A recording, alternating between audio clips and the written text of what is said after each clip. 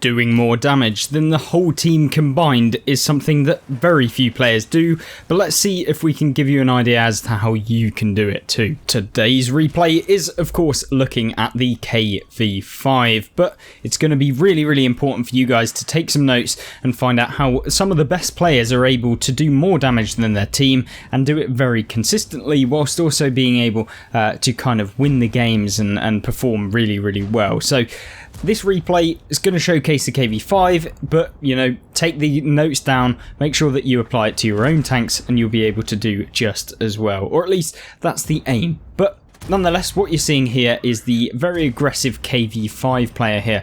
And what you're seeing here is a very nice position. He knows exactly the fact that the KV5 is tall enough to be able to reach over this area here and deal damage to all of the tanks. Now, the key tank that he's going after is, of course, the KV4, which is a tank that is probably the worst version of the KV5, to be honest with you, because it just doesn't quite get everything. The DPM differences between the two tanks are very noticeable, and the KV5, although having less armor, is probably more effective armor, to be honest. But with the shots going into the KV5, this is exactly what you want to be doing. Harassing opponents, making them look at you, wasting their time where they cannot actually have a shot on you, causing them to bounce, just genuinely being a nuisance within World of Tanks. And that is exactly what you're seeing here. Shots into the KV5, finally gets penned by the AMX M4, which hopefully won't be a recurring theme in this, but you're seeing here the kind of enemy tanks just bouncing constantly, and with the bounce off of the KV4 he shuts him down. So this is all the sorts of things that you want to be doing, is not only being aggressive but making sure that you're not over peaking, and whilst also making sure that you are just being super annoying, mainly because what you can do is in these sorts of positions, get into them and you can throw rounds left, right and centre, just make people resist actually shooting your teammates and actually just start aiming at you, and the flicking between them waste their time, and you're going to have a better chance of surviving. Now, I'm not saying that you should be YOLOing into the middle of the map to be able to get the attention of the enemies, but if you can kind of get the attention by just being playing as you usually would and just being a nuisance and doing things like this KV5 is doing, then yeah, you will have some good results. But what you're seeing here is some nice work by the KV5, just making it very difficult for the opponents to poke around the corner. Of course, if they do, his teammates are going to light him up, and with both of the tanks now turning around and not really deciding what to do, you know that they're going to be in a dire situation. And with the DPM of the KV5 here, the IS-3A is definitely going to struggle, and with the rounds just going left, right and centre, the IS-3A misses.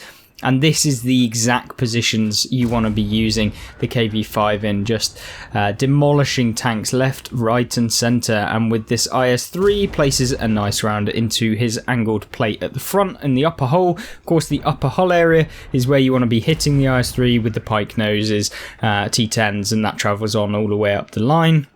Seeing now a nice tracking shot potentially, and of course he matches the tracks, and with the repair speed of this enemy tank destroyer, the new Italian, he's just pumping rounds into them. But having done 4,000 damage, you're seeing how it being the first one forward and just being the one that's kind of holding off a lot of the tanks usually ends up, like, not even if you are specifically doing it, but you end up actually getting the damage.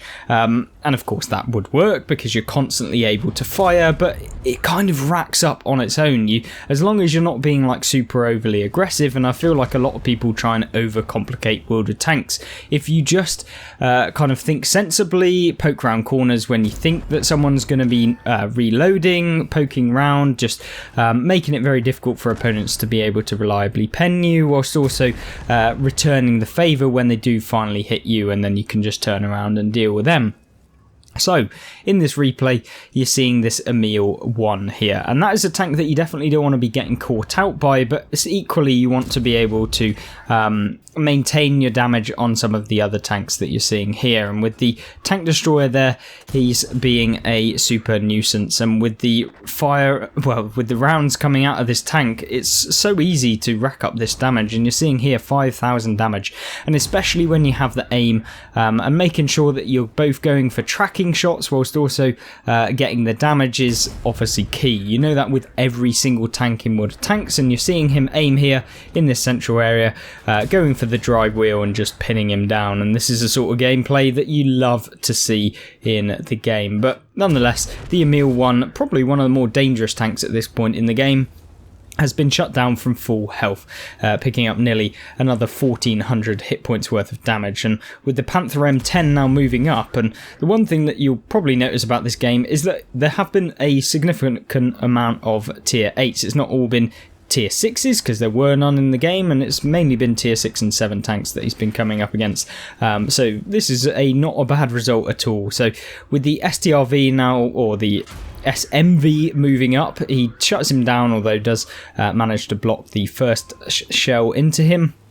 And so 6,700 damage, although the game is still looking terrible. And these are the results that I'm sure you've seen in World of Tanks. Like, you've done everything you can to try and secure the victory against or for your team, but it just seems like everything that you do ends up being that your team just do not do enough, or they don't support you, or they just don't quite get everything done. But with the Senlac now on his side, he needs to make sure that he's not over angling to the point where he's able to get penned by this Senlac. And the Senlac's going to be a nuisance throughout this replay towards the latter stages. Of course, we're in those stages right now.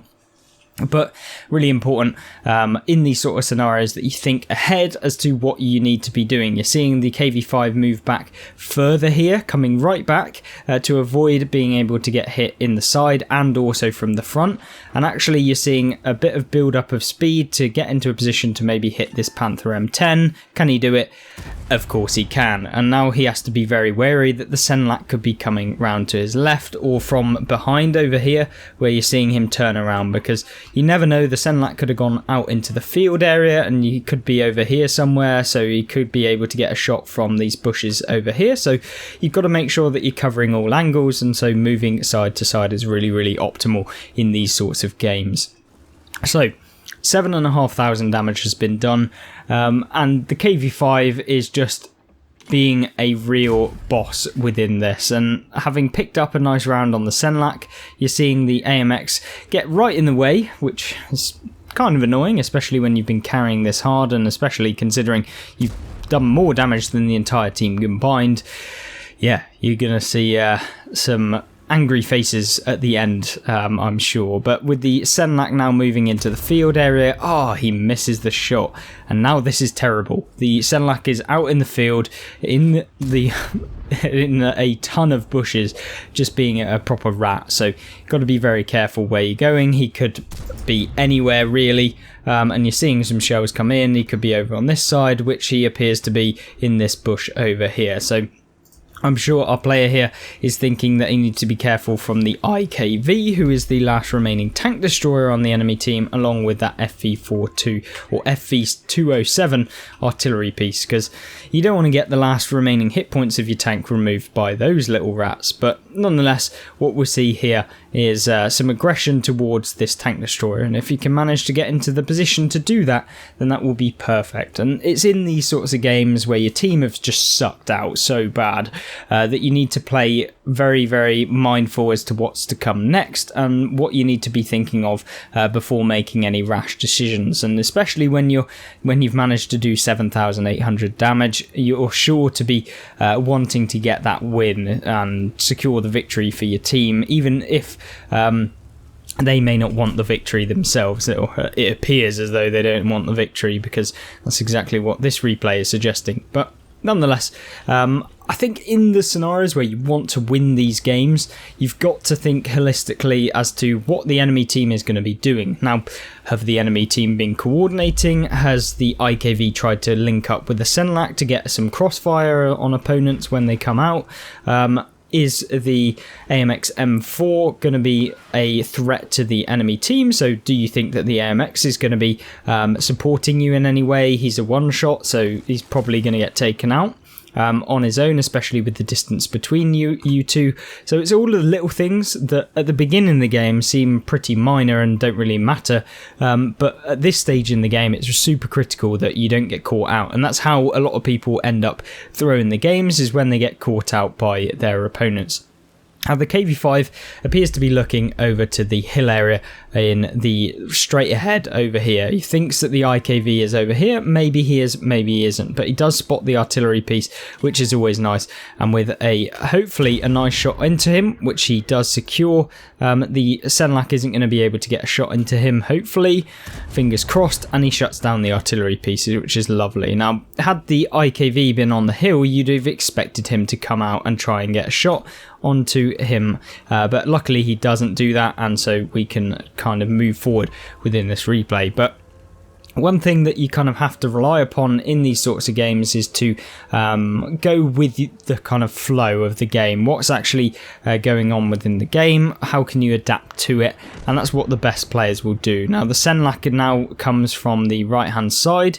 He's moving around. He's just being a right old nuisance. And actually, it's so annoying when you're in these sorts of games that the Senlac has got behind you. And with the IKV now somewhere behind, or at least he was in the cap circle, so the IKV must be in the cap. The Senlac has now rotated around to behind the KV-5, and now the IKV comes out of nowhere, gets spotted, and hopefully with a nice shell into him, he can secure some extra damage. Now the Senlac is definitely going to be coming from behind in a flanking manoeuvre, because that's what makes sense, or at least that's what you'd be thinking. So with the IKV now moving up, I don't quite know why he then decided to YOLO through anyway. Maybe he thought the Senlac was coming up from behind. So this is the sort of things you need to be thinking about in your own gameplay in these sorts of positions. Why would the IKV make an aggressive play right there? Is it because the Senlac is just about to come up from behind, or is it because he's trying to just be silly or made a mistake? But, you know, those are the sorts of things you have to think about, and at the beginning of the game might not seem as important as we talked about, but at the end you definitely need to be doing that. And having picked up 8,629 damage in the KV-5, you must be beyond amazed at the fact that he's been able to do this. And oh no, what an absolute shock. Bouncing off of the Senlac is not something that you'd hopefully be doing, and he does manage to hit him one more time. And now it's a case of who's gonna throw it. And with 685 hit points on the KV-5, it's looking pretty nice. And with the Senlac now moving up, you're kind of worried that the Senlac is going to go into these bushes and try and get some rounds into him from above, which is probably the right play. And unfortunately, the Senlac does manage to successfully land a hit. And now he's waiting and waiting. He's going to put another round into him. And of course, it's a kind of the last moment in the game where you think, oh god, it's an absolute nightmare. And he tries, he's rushing these shots at the end of the game, and of course that is not what you want to be doing. And yes, he does get shut down by the Senlac, which is probably one of the most heartbreaking things that you can see in the game, having done nearly 9,000 damage in a tier 8 tank, doing more damage than the entire team combined. And hopefully you can learn something from this lesson, that even when you have done the most amount of damage you've probably ever done at tier 8, you've definitely still got to do the basics right. And unfortunately, he kept firing every single time that the Senlac came around. I'm not going to fault him, because under this amount of pressure and having done that much damage, I'm sure you were absolutely shaking the controller around. But nonetheless, hopefully you enjoyed this video. Let me know how you would have carried this game, how you would have changed the gameplay, if at all, and whether or not you did enjoy. Leave a like, comment and subscribe, and I'll see you in the next one. Goodbye.